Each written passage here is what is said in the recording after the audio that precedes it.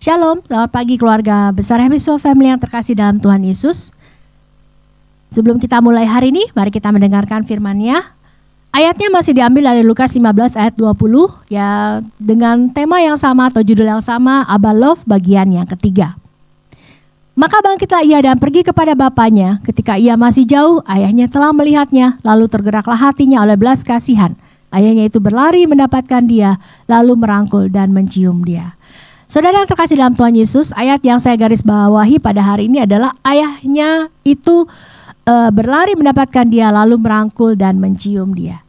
Kita telah belajar dan mengerti arti tindakan dari ayahnya yang berlari mendapatkan anaknya. Sekarang kita akan menemukan jawaban mengapa ayahnya itu mau merangkul dan mencium anaknya. Cium atau ciuman dalam bahasa Ibrani, nesikah atau nasak adalah tradisi yang ditemukan dalam masyarakat Israel sebagai bentuk sapaan. Ciuman sebagai ungkapan salam dapat kita temukan di Perjanjian Lama dengan budaya timur, yaitu mencium pipi secara bergantian, meletakkan tangan kanan kadang di atas bahu, kadang di bawah dagu, ya, seperti yang dilakukan Yoab dengan Amasa dalam 2 Samuel 20 ayat 9. Ciuman juga biasanya dilakukan sebagai ungkapan kasih sayang antar kerabat seperti Ishak yang ingin mencium Esau, atau Esau yang memeluk leher Yakub dan menciumnya, atau seperti Yusuf yang mencium saudara-saudaranya dan wajah ayahnya yang telah meninggal dalam Kejadian 27 ayat 27 dan Kejadian 33 ayat 4. Masih banyak lagi contoh dalam Perjanjian Lama, misalnya Orpa yang mencium Rut dan Elisa yang mencium ayah ibunya sebelum mengikuti Elia. Ciuman yang terjadi sebagai salam antara orang-orang yang tidak berkerabat dekat, namun disatukan oleh kasih sayang bisa juga terjadi seperti Daud dan Yonatan. Ciuman adalah tanda keakraban, keeratan, dan kehangatan hubungan. Dalam Perjanjian Baru, ciuman bisa berarti salam adat seorang murid kepada rabi atau gurunya, seperti yang dilakukan Yudas kepada Yesus, walaupun itu berupa ciuman pengkhianatan. Sedangkan dalam gereja mula-mula ada cium kudus yang dilakukan pada pertemuan Kristen. Itu bisa kita lihat dalam Roma 16 ayat 16 atau di 1 Petrus ayat 1 Petrus 1 ayat 4. Berciuman masih bertahan di kalangan orang Yahudi sampai hari ini karena itu merupakan tanda penghormatan. Lalu apa artinya ciuman dan pelukan bapa kepada anak bungsunya yang kembali itu? Ciuman dan pelukan itu sebagai tanda bahwa sebagai bapa dia sudah mengampuni dan melupakan semua kesalahan anaknya.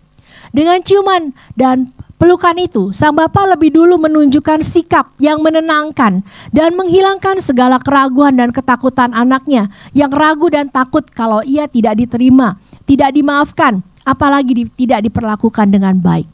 Ciuman dan pelukan sang bapa seketika menghancurkan segala keraguan, ketakutan dan kekhawatiran si anak bungsu dan menggantikannya dengan memberikan suatu kelegaan dan keberanian pada si anak.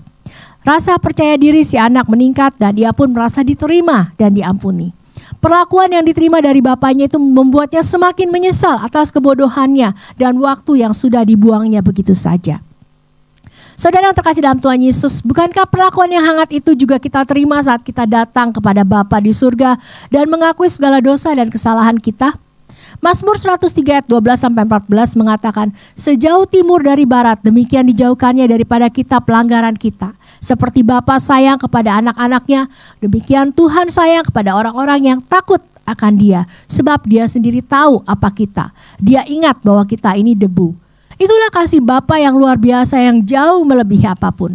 Kasih yang tidak bersyarat, tidak menuntut, tidak mengungkit-ungkit kesalahan dan dosa kita di masa lalu. Kasih yang mengampuni. Bukankah kita yang mengasihi, yang mengaku sebagai pengikut Kristus juga seharusnya memiliki karakter atau DNA ini, yaitu mengampuni. Mengampuni berarti melupakan, tidak mengingat-ingat lagi kesalahan yang sudah dilakukan. Mengampuni berarti tidak mengungkit-ungkit lagi saat sedang ada argumentasi misalnya. Mengampuni berarti menerima tanpa syarat apapun. Mengampuni berarti berani memulai kembali tanpa adanya pikiran-pikiran negatif atau prasangka terhadap orang yang sudah menyakiti kita. Tuhan Yesus sendiri mengatakan jika kita ingin berdiri untuk berdoa, kita harus mengampuni dulu. Sekiranya ada sesuatu di dalam hati kita, supaya Bapa kita yang di surga juga mengampuni kesalahan dan dosa kita. Karena kalau kita tidak mengampuni, maka Bapa di surga juga tidak akan mengampuni. Karena siapakah kita ini yang tidak mau mengampuni, yang merasa diri sendiri paling benar, sementara orang lain selalu salah. Bukankah kita sama seperti si anak bungsu yang hilang saat kita memberanikan diri untuk kembali pulang dan mencari Bapa kita yang di surga? Bukankah Bapa kita yang di surga sudah lebih dulu menunjukkan sikapnya dengan mencium dan memeluk kita seperti yang sudah diuraikan tadi? Dengan adanya Bapa yang begitu baik dan mengasihi kita, masihkah kita ingin berbuat dosa lagi? Masihkah kita tidak mau mengampuni sesama setelah Bapa yang di surga sudah lebih dulu mengampuni kita yang mungkin saja lebih jahat dan lebih banyak dosanya daripada orang yang tidak mau kita ampuni? Ingatkah ingatkah Anda tentang perumpamaan tentang orang yang mau seorang raja yang mengampuni dan orang yang tidak mau mengampuni temannya? Mari kita berdoa. Tuhan Yesus, terima kasih karena Engkau sudah mengampuni kami Tuhan.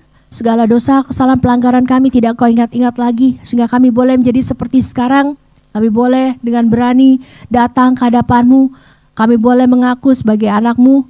Namun Tuhan, kalau kami tidak punya hati yang mengampuni, kami belum layak menjadi anak-anak-Mu Tuhan.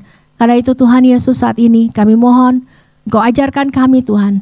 Kami ingin memiliki hati yang mengampuni seperti Engkau, agar segala kesalahan kami juga Tuhan ampuni. Ajar kami untuk mengampuni setiap kesalahan orang lain atau siapapun juga orang yang berbuat salah kepada kami Tuhan, dengan pengampunan yang tulus. Karena Tuhan, Kau sudah lebih dulu mengampuni kami. Terima kasih Tuhan Yesus. Dalam nama Tuhan Yesus kami berdoa. Amin. Seperti Bapa di surga yang telah mencium dan memeluk kita dengan kasih-Nya, demikian juga kita harus mengampuni sesama kita manusia dan membawanya untuk datang kepada Kristus. Dengan begitu, kita juga bisa memenuhi amanat agung Tuhan Yesus. Selamat beraktivitas, Tuhan Yesus memberkati.